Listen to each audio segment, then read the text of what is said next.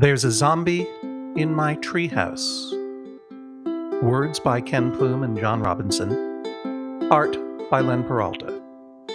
My name is John Hodgman. Life on Cameron Lane was as normal could be.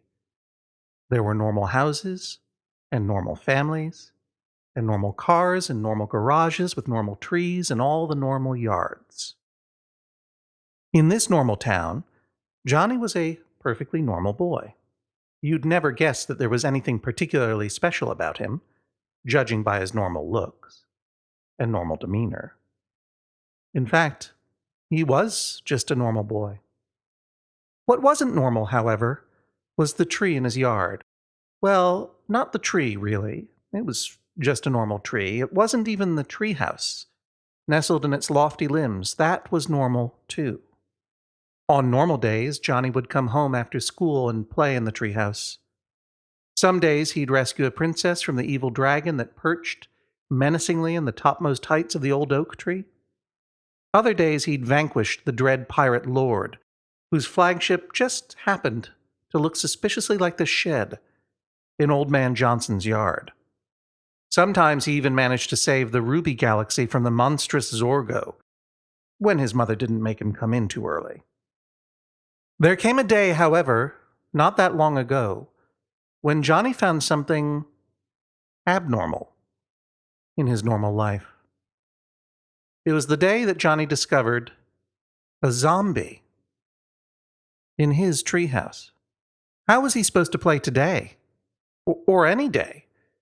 No matter how much he wanted to drive the burly bandits from Gruesome Gulch, or defeat the Grey Hand Ninja Clan, with the presence of this undead intruder, it certainly seemed like there was no way he'd ever be able to play in his treehouse again.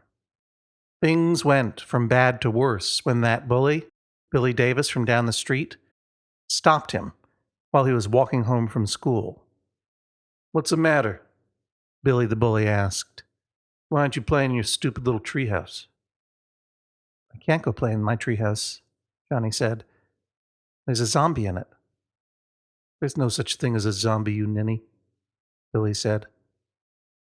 "Well, if you think that, you can go tell him. He's right up in the treehouse. I bet he'd love to hear he's not real." "But I wouldn't do it if I were you." "You'd have to be pretty stupid to do that." "You're stupid. I'll go tell your imaginary zombie whatever I want," Billy said with a sneer, and then pushed Johnny out of the way. And up the ladder he went. And Johnny waited. But Billy the bully never came back down again.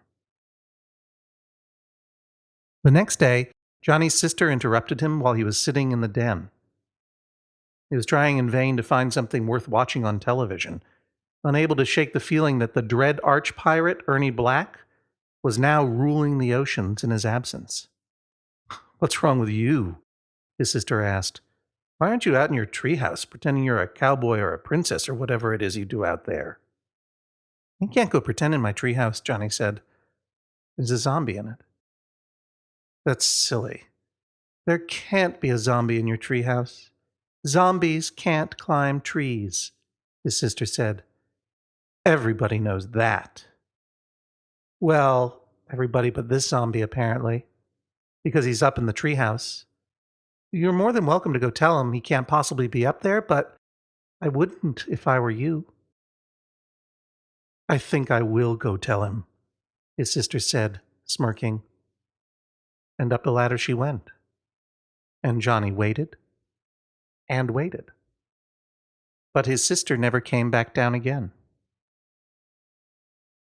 The next day, Johnny's mother came into his room while he was lying on his bed, wondering what he was going to do now that he didn't have a treehouse anymore. Who would save the Queen of the Moon? "What's wrong, Johnny?" his mother asked. "Why aren't you up in your treehouse having an adventure as a secret agent or something?" "I can't go have any more adventures in my treehouse," Johnny said. "There's a zombie in it." "Now, dear, we've talked about this before. Zombies aren't real. They're legends. In reality, they're just people who think they've died and been brought back from the grave, his mother said. They don't know any better. Perhaps it's just a confused person in your treehouse. Well, the zombie in my treehouse definitely doesn't know any better, because he's real and he's up there right now. It'd be great if someone could unconfuse him so he'd go away, but I wouldn't do it if I were you. Nonsense. I will go tell that poor, deluded man right this instant, his mother said. And up the ladder she went. And Johnny waited, and waited, and waited. But his mother never came back down again.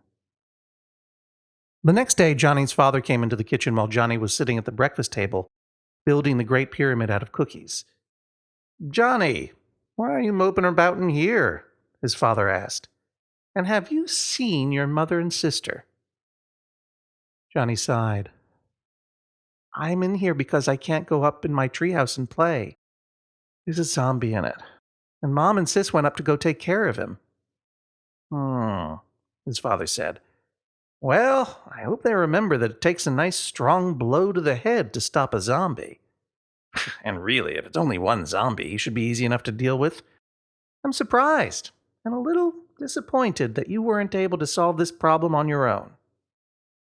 Well, he seemed to be more than I could handle, Dad, because he's still up in the treehouse. Maybe you could show me how to do it so I could have my treehouse back? I'd be sure to take notes so I could handle the next one. But maybe you should get some help, just in case. Oh, poppycockson. If it's only one zombie, I won't need anyone else. Dad'll show you how it's done straight away, his father said, as he grabbed a sledgehammer. And up the ladder he went. And Johnny waited, and waited, and waited, and waited. But his father never came back down again. Johnny is still waiting for someone who can help him with his zombie problem. Because although it's nice to have the bully gone, and he does miss his mother and his father and his sister, mostly, he really, really misses his treehouse.